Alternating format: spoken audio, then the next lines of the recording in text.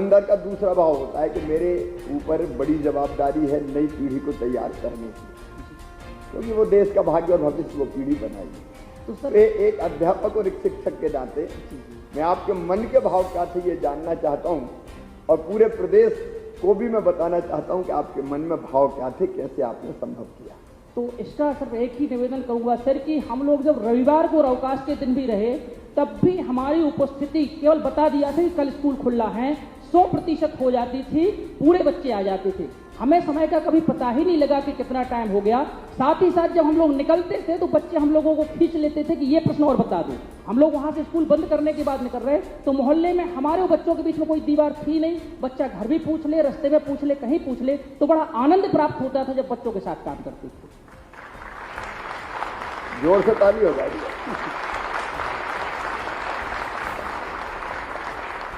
किसी काम में अगर आनंद प्राप्त होने लगे तो आप ये मानिए कि परिणाम बेहतर आना सुनिश्चित ही है, कोई रोक नहीं सकता उस परिणाम को। ये जो आनंद की मानसिकता चाहिए कि मेरे ऊपर जवाबदारी है इन बच्चों को बेहतर ढंग से शिक्षित करने की, पढ़ाने की, क्योंकि ये बच्चे कल का भारत बनाएंगे।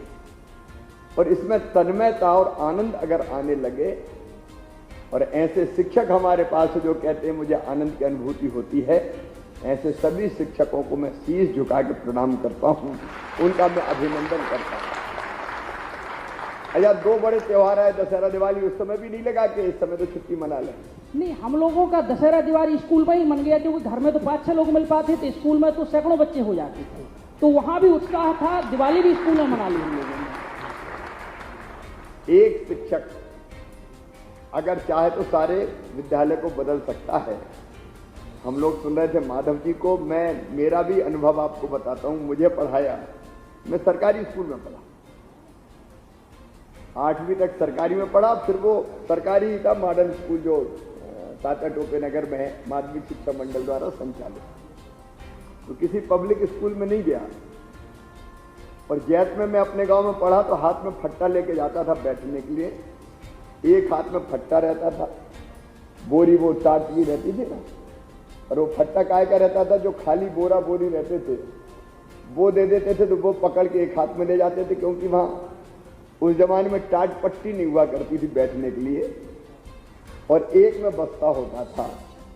और जब जाते थे तो सबसे पहले हम, जो हमारे शिक्षक थे रतनचंद जैन जी, जिनको हम गुरु मानते थे, तो उनके चरणों पे हम अपना सिर रख के कहते थे प्रणाम गुरु जी, और अपना फट्टा रख के और उस पर बैठ जाते थे। मैं जो कुछ हूं, और मैं सब बच्चों को भी बताना चाहता हूं, अगर मुझे बनाने का श्रेय माता पिता के साथ सबसे ज्यादा है तो मेरे गुरु श्री रतनचंद जैन जी को है। एक शिक्षक बदल देता है। माधव जी, मैं आपका बहुत हृदय से अभिनंदन करता हूं, आपको बधाई देता हूं। इसी समर्पित भाव से पढ़ा के आप कई ऐसे लोग तैयार कर सकते हैं जो दुनिया में भारत का नाम रोशन कर सकते हैं। आपको बहुत बहुत बधाई। अंत में अब मैं श्री प्रशांत श्रीवास्तव जी, जो गणित के माध्यमिक शिक्षक हैं सर, कन्या माध्यमिक शाला बजरंगगढ़, जिला गुना में पदस्थ हैं।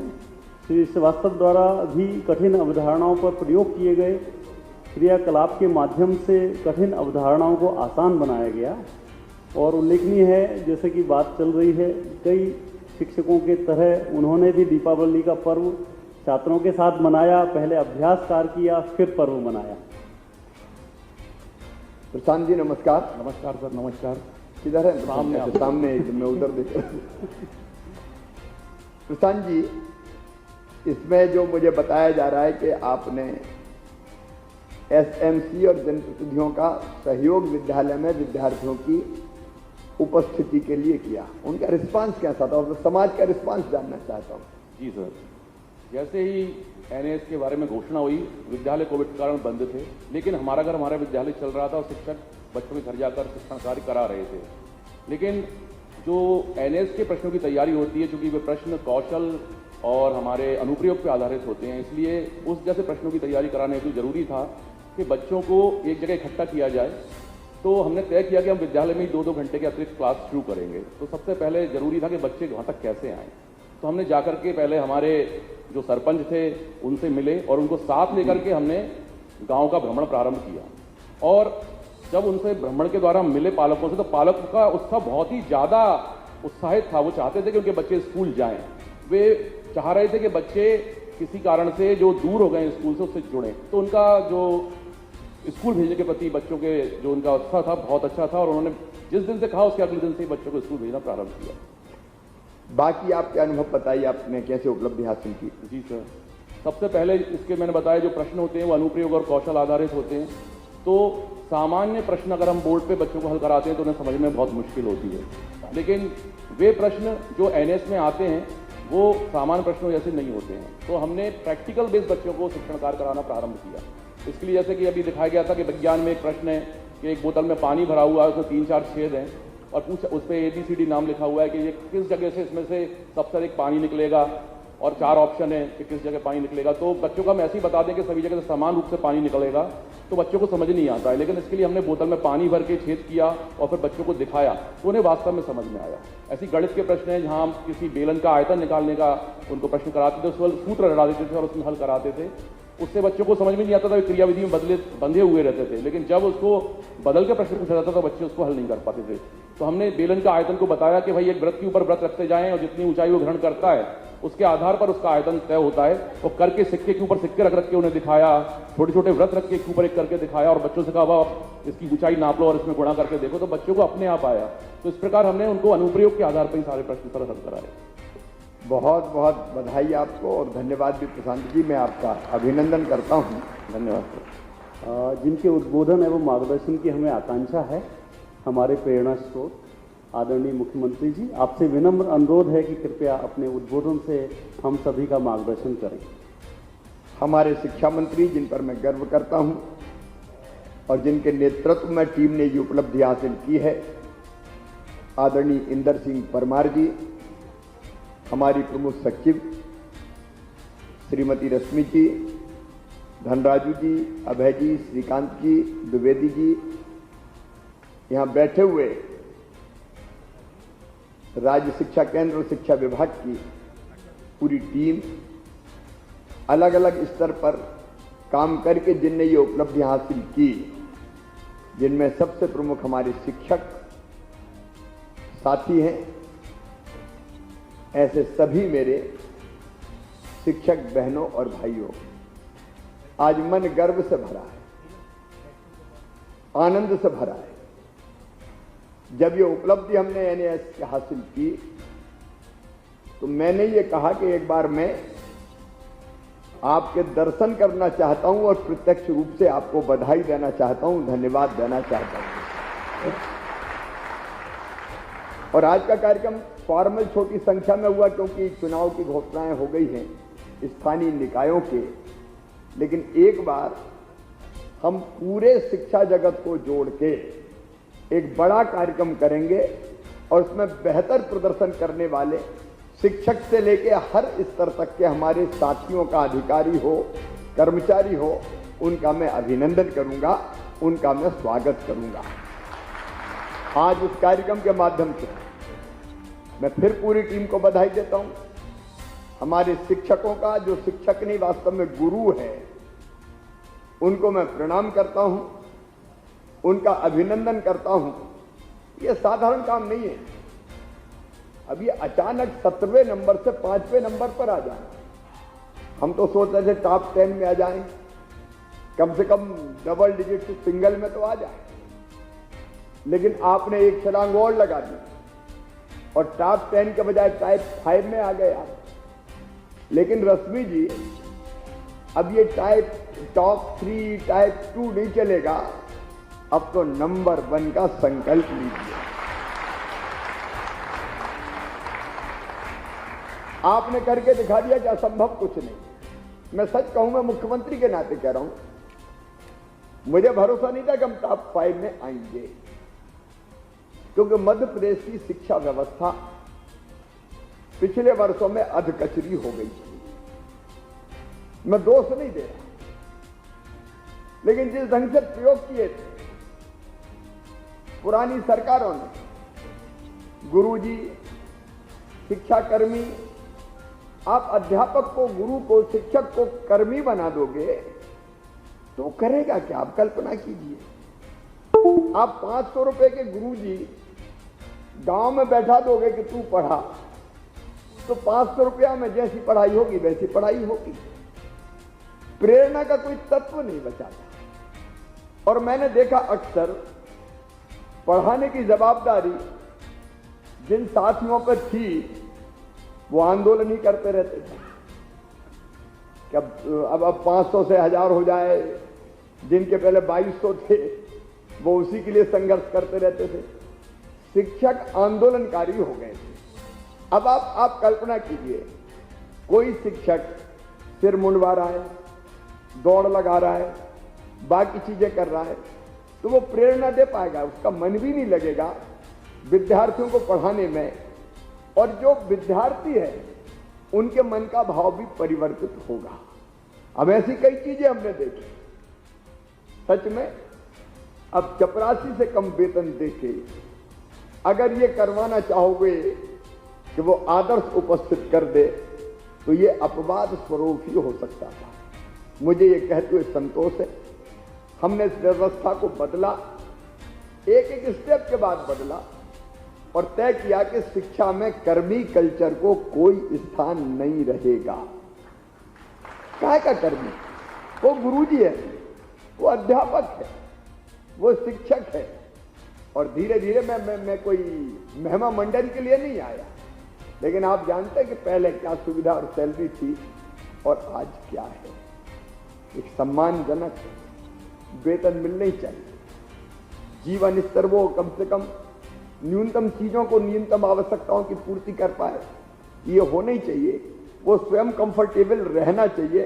मैं उसके विस्तार में नहीं जाना चाहता, लेकिन उन्हीं शिक्षकों ने एक अजीब सी धारणा बन गई, अरे सरकारी स्कूल तो बेकार है। जिसको भी मौका मिलता था समाज में वो कोशिश ये करता था कि कैसा भी मिल जाए, प्राइवेट मिल जाए, कहीं का इंग्लिश मीडियम। और इतने स्कूल खुल गए थे, बोर्ड लगा दिया इंग्लिश मीडियम, तो ज्यादातर लोग उधर जाते। आज जब धनराजू यहां अपना प्रेजेंटेशन कर रहे थे, मैं प्रदेश की जनता को मीडिया के माध्यम से बताना चाहता हूं, आप सरकारी स्कूलों को ऐसा वैसा मत समझिए। ये आज हम नहीं कह रहे, एनएएस के सर्वे ने कहा है सरकारी स्कूलों ने प्राइवेट स्कूलों से बहुत बेहतर परिणाम दिया। और ये कहते कि हुए मेरा रोम रोम पुलकित है। व्यवस्था बदल रही है। हमारे शिक्षा क्षेत्र की पूरी टीम ने चमत्कार करके दिखाया है। चमत्कार ये हम अपने मोमिया में नहीं बन गए, ये भारत सरकार के है। और ऐसा वैसा नहीं कि कोई सर्वे को मैनेज कर दे। आप जानते हैं एनएएस का सर्वे कितना प्रामाणिकता के साथ होता है। और जो यहां प्रेजेंटेशन में बताया कि रटंत्र के आधार पर नहीं होता कि रटा दिया और पूछ लिया, समझ कितनी विकसित हुई इस आधार पर होता है। और इसलिए आज का दिन मेरे लिए गर्व का और गौरव का दिन है। और शिक्षा के लिए सचमुच में एक नई मंजिल और एक नया लक्ष्य प्राप्त करने का संकल्प लेने का दिन है। अब चुनौती हमारी बढ़ गई है। एक मुझे दो तीन चीजें केवल आज दिमाग में आती है। एक, मैं समाज से कहना चाहता हूं, सरकारी शिक्षा के प्रति जो धारणा है उसको पूरी तरह से बदल लीजिए। लगातार प्रयास करने से परिणाम आते हैं। और मैं इसलिए बधाई और धन्यवाद और देना चाहता हूं कि आपने कोविड के काल में कोविड की परवाह किए बिना हमारे शिक्षक, अध्यापक और शिक्षा क्षेत्र की टीम जाती रही मैदान में। पेड़ों के नीचे स्कूल लगाते रहे, खुले में स्कूल लगाते रहे, अपनी जान हथेली पर रख के हमारे शिक्षक सिखाते रहे, पढ़ाते रहे। लेकिन एक चुनौती है, बाकी राज्यों ने स्कूल नहीं खोले थे। जब मैंने स्कूल खोले तो मुझे इतनी गालियां पड़ी है, तो बच्चों को मरवाएगा, तो फलाना करेगा। अब राजनीतिक दलों में जैसा होता पिल पड़े मुझ पे। लेकिन मुझे पता था कि बैठे बैठे बच्चे घर कुंठित हो रहे थे, उनको अवसर अगर नहीं देते तो कितना कितना समय बर्बाद होगा। लेकिन दूसरे राज्यों में स्कूल बंद रहा, इसलिए अगली बार चुनौती कठिन होगी। 3 साल में सर्वे अब 24 में होने वाला है। अब स्कूल उनके भी खुले रहेंगे और हमारे भी खुले रहेंगे, इसलिए हमको तैयारी और ज्यादा व्यापक करनी पड़ेगी। मैं सचमुच में एक नई शिक्षा संस्कृति का जो विकास हुआ है उसके लिए मंत्री जी को और इस पूरी टीम को मैं बहुत बहुत बधाई देता हूं। पढ़ाने के लिए एक सोच चाहिए, एक माइंडसेट चाहिए, एक मानसिकता चाहिए, एक संस्कृति चाहिए, और वो संस्कृति आपने विकसित करने की कोशिश की है। और सचमुच में आपने जो जो उपलब्धि हासिल की, ओवरऑल हासिल की, इसमें प्राइवेट स्कूल भी सम्मिलित, तो एक जो मुझे लग रहा है, हम शैक्षिक संवाद जिसकी आपने चर्चा की वो हम लगातार जारी रखें। डाइट का काम बहुत बड़ा है, हमारे शिक्षकों का ढंग से प्रशिक्षण, और एक विद्यालय में जो अच्छा हो रहा है उसको दूसरे विद्यालय के शिक्षक जाने। मुझे लगता है ये आपस का अच्छी चीजों का आदान और प्रदान ये लगातार हम जारी रखने का काम करें। प्राइवेट स्कूलों की गुणवत्ता बढ़ाने के लिए भी कोई मैकेनिज्म बना, क्योंकि बच्चे तो हमारे ही पढ़ते हैं, सरकारी में पढ़ते हैं वो भी हमारे बच्चे, प्राइवेट में पढ़ते हैं वो भी हमारे बच्चे। तो प्राइवेट स्कूलों में भी गुणवत्ता बढ़े उसका एक मैकेनिज्म शिक्षा विभाग को तैयार करना पड़ेगा, ताकि वहां भी शिक्षा की गुणवत्ता ढंग से बढ़ती रहे, उसकी हम कोशिश करें। इस बार स्कूल चले हम अभियान, मेरे दिल और दिमाग में उसके लिए कई कल्पनाएं थी, लेकिन चुनाव कई चीजें गड़बड़ कर देता है, रोक देता है। अब हमारे विद्यालय खुलने वाले हैं 15 जून से, यही है ना, लगभग 15 जून से। शिक्षक आएंगे 10 जून, 12 जून आ गए शिक्षक। अरे ये चुनाव में ही लगा देते हैं कई शिक्षकों को, तो ये दिक्कत। लेकिन अभी हम कितना संभव है, क्योंकि वो प्रेरित करने, वो पहला मूवमेंट होता है जब बच्चा स्कूल में जाता है। शुरू में ही अगर हम ढंग से प्रेरणा दे दें तो पूरा साल अच्छा जाता है। इस बार हम शायद 18 जुलाई को आचार संहिता समाप्त होगी, उसके पहले स्कूल चले का क्या स्वरूप हो सकता हम विचार करते हैं, लेकिन किसी न किसी रूप में हम करेंगे ही। बच्चा जब स्कूल जाए उसी समय उसकी मानसिकता बना दी जाए तो उसको कैसे पढ़ना है। और आप ये जरूर करें कि पहले दिन स्कूल में बच्चों को पहुंचने के बाद पालक और शिक्षक बैठक होनी ही चाहिए, वो मस्ट है, क्योंकि पालकों का सहयोग शिक्षकों के लिए बहुत जरूरी है। और उसके बाद आप ये तय कर दीजिए कि महीने में एक बार पालक शिक्षक के साथ बैठे और शिक्षक पालक को बता पाए कि आपका बच्चा यहाँ अच्छा है, यहाँ कमजोर है, कृपया करके ये प्रयास आप परिवार में कीजिए, घर पे कीजिए। तो मुझे लगता है कि हम एक स्टेप और आगे जाएंगे, ऐसा मुझे लगता है। मैं जो बेहतर प्रैक्टिस दूसरे राज्यों की है, एक उसका भी अध्ययन कीजिए। देखिए, जहां से कुछ बेहतर मिले वहां से हमको सीखने की कोशिश करनी चाहिए। अच्छा कहीं से भी मिले हम उसको ले लें, और एक बार ये देखिए कि जो नंबर 1 है, नंबर 2 है, नंबर 3 है, वो अपने यहाँ क्या करते हैं। हम भी उनमें से कई चीजें ऐसी हो सकती है जो हमारे राज्य के लिए प्रासंगिक हो, उनको हम ले लें। फिर डिस्ट्रिक्ट का रिपोर्ट कार्ड जैसा आपने बताया, फिर ब्लॉक का रिपोर्ट कार्ड, और उसके साथ साथ स्कूल की रैंकिंग। स्कूल की रैंकिंग मस्ट है, होनी ही चाहिए, किस स्कूल का क्या स्थान है, ताकि हम स्कूल को बता सकें। देखिए, एक स्वस्थ प्रतिस्पर्धा अगर होती है तो हर एक के मन में भाव आता है कि मैं मेरे स्कूल को पहले नंबर पर लेके आऊं, मैं अपने विद्यालय को पहले नंबर पर लेके आऊं। एक स्वस्थ प्रतिस्पर्धा पूरे मध्य प्रदेश के विद्यालय में हो जाए, जिले के विद्यालयों में, ब्लॉक के विद्यालयों में, जिले की जिले से प्रतिस्पर्धा। उसमें आप प्रतिस्पर्धा जब होती है तो कलेक्टर का जो सहयोग चाहिए आप कलेक्टर को जोड़िए, प्रभारी मंत्री का जो सहयोग चाहिए प्रभारी मंत्री को जोड़िए, समाज को स्कूलों से जोड़ दिए। अच्छे शिक्षाविद है, अच्छा सोचने वाले हैं, उनकी कोई टीम स्कूल से जुड़ जाए, क्या बोला। हमने पिछली बार तय किया था स्कूल चले हम अभियान के तहत कि हमारे वो विद्यार्थी जो स्कूल से पढ़ के जा चुके हैं। अब मैं कई बार अपने स्कूल गया मुख्यमंत्री रहते हुए, जो 6.5 नंबर पे कन्या माध्यमिक विद्यालय 6.5 नंबर उसमें पढ़ा मैं, उस विद्यालय में मैं कई बार गया, तो हमारे जाने से अंतर पड़ता, व्यवस्थाएं भी ठीक होती है। हमने समाज को आह्वान किया कि अगर आप सक्षम हैं तो अपने विद्यालय को कुछ न कुछ खुद भी योगदान दीजिए ना। कई लोगों ने वो योगदान बहुत महत्वपूर्ण नहीं कि कितने का दिया, महत्वपूर्ण ये है कि वो स्कूल से आके जुड़े, जिसके कारण स्कूल की गुणवत्ता बढ़ाने में वो सहयोगी हो सकते हैं। कोई पंखा दे, कोई पुताई करवा दे। मैं कोई पैसा बचाने के लिए नहीं कर रहा। देखो अभी मैं खुले खिलौने इकट्ठे करने लगा भोपाल में। अब खिलौने इकट्ठे करने में गया था, हाथ ठेला पे 10 ट्रक भर दिए लोगों ने, और भोपाल में 1,86,00,000 के चेक मुझे मिल गए कि ये आप लीजिए आंगनबाड़ियों के लिए। मैं इंदौर गया, 1 घंटे के लिए निकला था, 8.5 करोड़ रुपए के चेक दे दिए लोगों ने चलते चलते घर के सामने। हमसे 5,000 ले जाओ, हमसे 10,000 ले जाओ, चिंता मत करो, और 40 ट्रक भर दिए खिलौनों। अब ये 8 करोड़ रुपया सरकार के लिए बहुत बड़ी बात नहीं है, बजट से इंतजाम किया जा सकता है। लेकिन अगर कुपोषण के खिलाफ अभियान में समाज जुड़ गया तो चमत्कार हो जाएगा। ये काम सरकार अकेली कभी नहीं कर सकती। मैं चाहता हूं हम विद्यालयों से समाज को जोड़ें। केवल शिक्षक का काम थोड़ी है, वो बेचारे उनकी ड्यूटी वो पूरी करें, लेकिन अच्छे लोग गांव में होंगे, 3, 4, 5, 6 जो विद्यालय के बारे में सोचे। मुझे लगता है इंदर सिंह जी, पूरी टीम से मैं कह रहा हूं, उनको जोड़ने का काम करें, जो विद्यालय का ध्यान रखेंगे, समय समय पे आएंगे। देखिए अनुशासन का एक मामला है, ये बनता है आदत बनाने से। अगर हम स्कूल में जाते ही बच्चे प्रार्थना, जैसे मैंने बताया, हम जाते थे और अपना माथा रखते थे गुरुजी के चरणों पर, प्रणाम गुरुजी।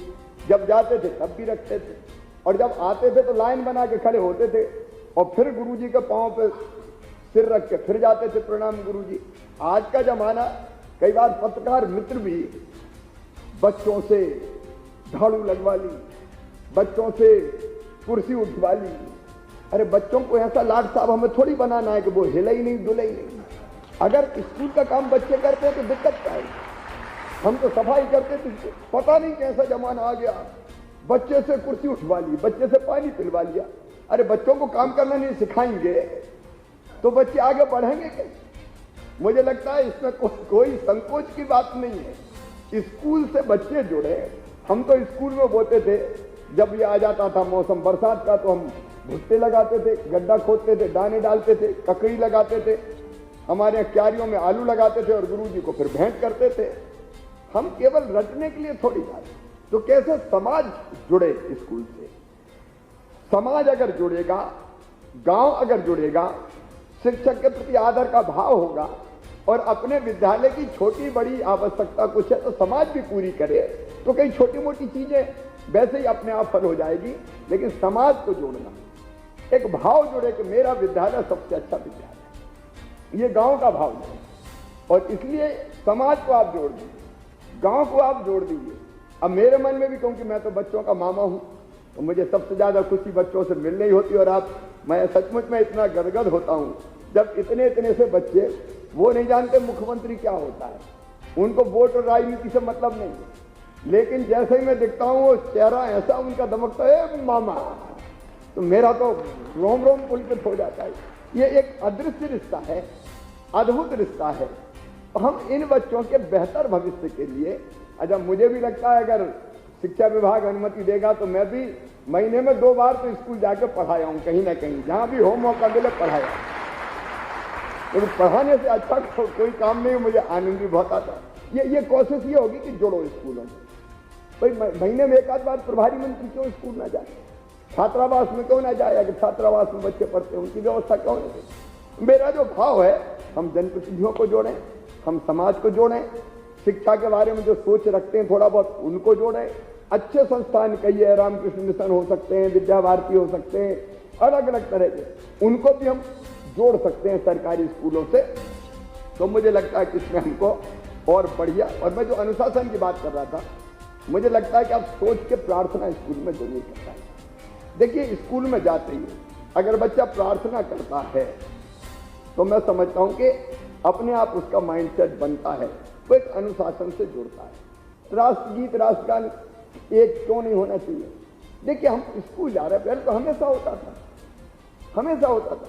अब पता नहीं कौन सा जमाना आ गया कि बस कुछ मत करो, जाओ और वापस आ जाओ।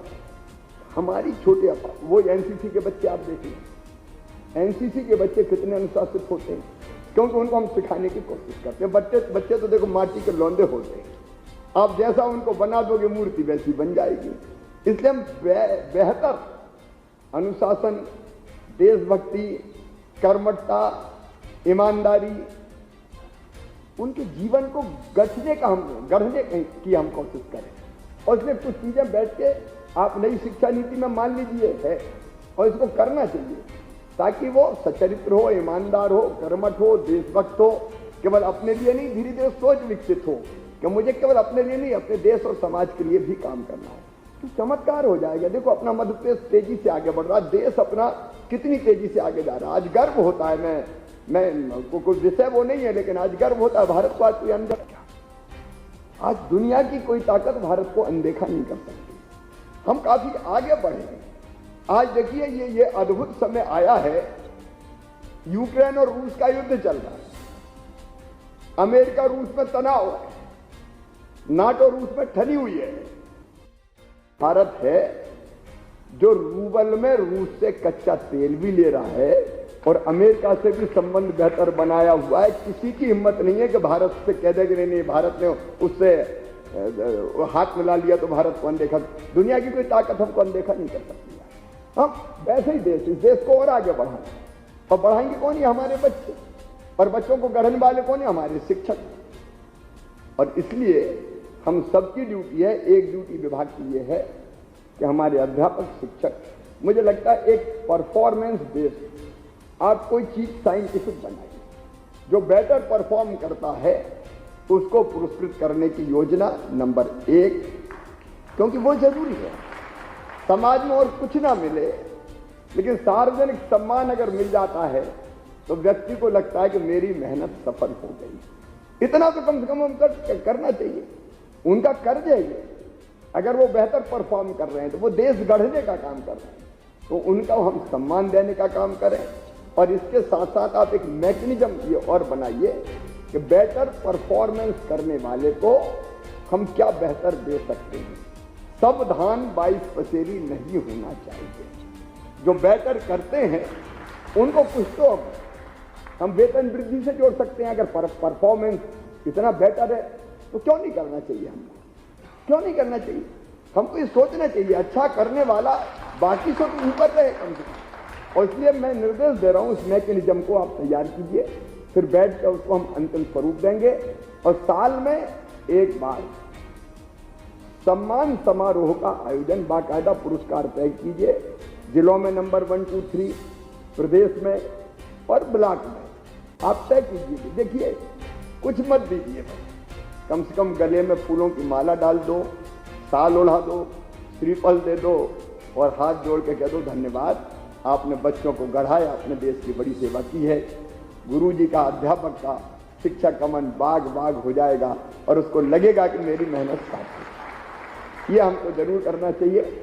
नई शिक्षा नीति के लिए आपने टास्क फोर्स बनाई है, लगातार संपर्क कर रहे हैं, तो लगातार करते रहिए इस बेहतर काम के लिए। मैं आज दिल से, मेरे दिमाग की उपज कार्यक्रम होनी चाहिए किसी भी हालत में। किसी ने मुझे कहा आचार संहिता, तो मैंने कहा आचार संहिता में कार्यशाला करने को किसने मना किया है? ये पता नहीं आचार संहिता भी कैसी होती है। कई बार मुझे लगता है अफसर ये सोच लेते हैं कि आचार संहिता मतलब बहाना मिल गया, छोड़ो आचार संहिता है। मैंने कहा आचार संहिता हो तो भी करो। ये बढ़िया कार्यक्रम, मैं कोई रस्मी के लिए नहीं कह रहा है लेकिन मेरी दिल से इच्छा थी कि एक मैसेज पूरे मध्य प्रदेश में जाना चाहिए कि हमारे शिक्षा विभाग ने, हमारे शिक्षा से जुड़े हुए अधिकारियों ने और विशेषकर हमारे शिक्षकों ने कितना बेहतर काम किया है। मैं स्वागत करता हूं, मैं वंदन करता हूं, मैं अभिनंदन करता हूं। और अपनी ओर से नहीं, मध्य प्रदेश की 8.5 करोड़ जनता की ओर से मैं आपको प्रणाम करता हूं। बहुत बहुत धन्यवाद, नमस्कार।